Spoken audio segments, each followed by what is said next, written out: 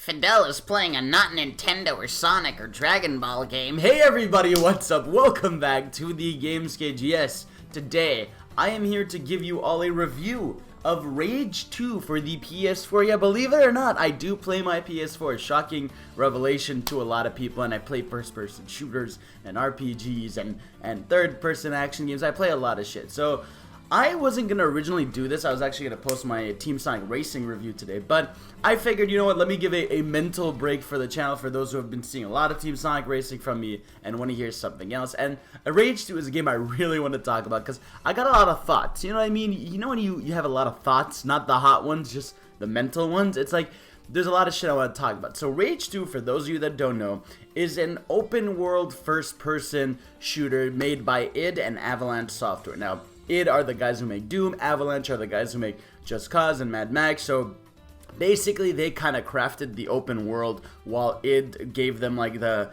shooting tools, and that's why in the game the thing that stands out the most is the gunplay. So, and then once you get into that, it's basically kind of like Far Cry. You got different regions in the game. In those regions you have tasks to complete, like destroying outposts, clearing out areas, collecting like loot and all this shit. So it's like, it is very much Far Cry in that sense. Now, to get into my overall thoughts on the game, it's a bit of a mess. That's what I would say about this game. It's one of the few games ever, which is really weird, where the gunplay is fantastic. Like, the moment-to-moment shooting and the abilities you have throughout, and I'll get to those, but it's like the moment-to-moment gameplay is so amazing and fun, and everything else is a drag. Like, everything else is so meh that it like pulls the best part of a gameplay game down a bit. Because I've always said, at the end of the day, I'm here for the gameplay, right?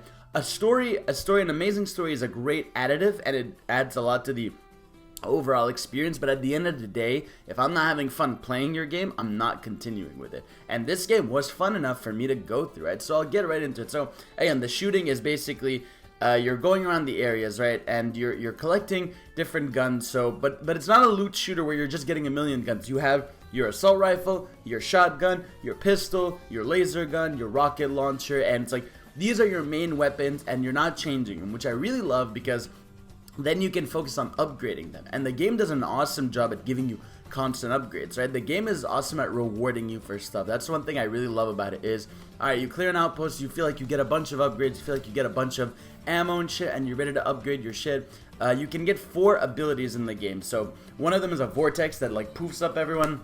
One of them is just a push. One of them is just basically a shield that you put in front of you. And the other one's like a cool fucking like Iron Man sort of jump. And he goes like, oh, boom, and you smash the ground. I'm not even going to put footage of that. You're going to live with my description of that. So you get those 4 abilities, which are really cool. And again, you get to upgrade those.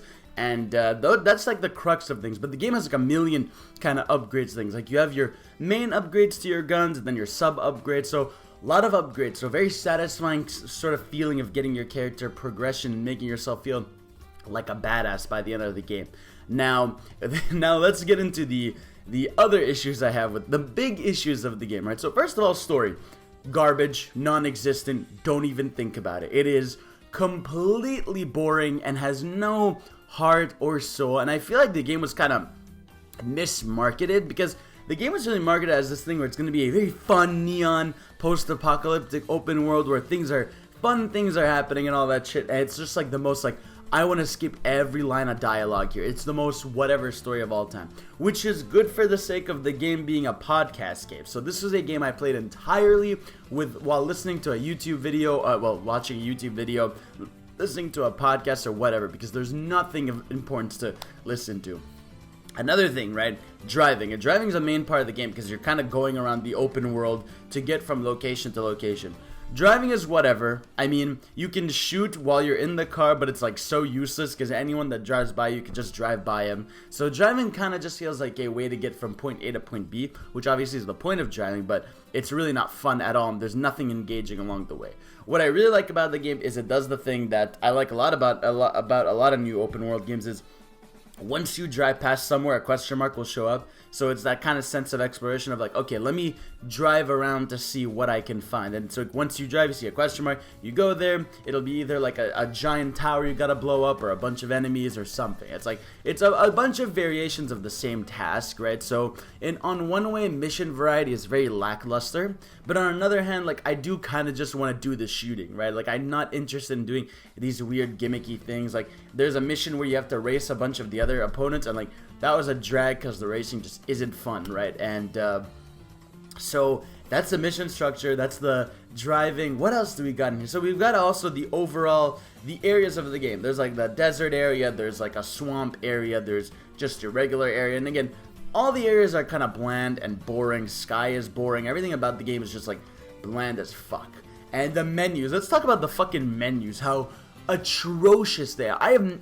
It's rare to say a video game menu is like notably bad, but this is a menu that would literally lag when I'm switching between tabs. Like if I'm pressing R1, it like fucking stutters and shit, and I'm like, it's a fucking menu in a 2019 game, guys. What are you doing? So menu is horrible, absolutely.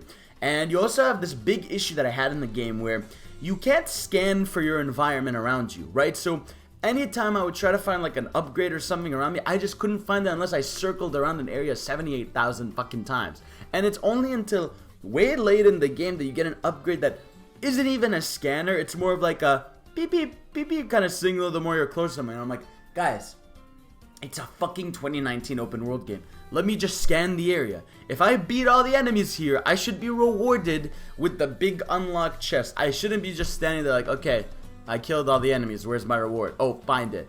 And like the game has a horrible sense of direction of like the amount of times I was in a fucking main town of the game and I just couldn't find my way around is absurd. And it's just like, it's all these weird issues with this game, or like how enemies kind of stay the same the whole game, or they do the same boss over and over, which is just a big chunky guy. One time he has armor, one time he doesn't. It's just like, everything about it is just so bland in design and thought and everything. And it's like, it's so weird that the gameplay is so amazing and fun. Like the shooting feels so good, but everything else around is just so meh. And I mean, that's just kind of how I feel overall about the game. It's just a meh video game. But like, I think what I hate about it is I had fun. Like, it was only towards the end that I was lacking the fun factor, right? But it's like, throughout the game, like as I was listening to stuff, I was like enjoying myself shooting shit and having fun. So it's like, it's weird. Like, I feel like it's a solid $20 game, not a $60 game. Like, and like, the game is not too long. It's like 20 to 25 hours. And it's like, for 20 bucks, I feel like if you just want a dumb, fun, open world shooter, you can go for that. But I feel like you can just get a bunch of other first-person shooters this generation have way more fun.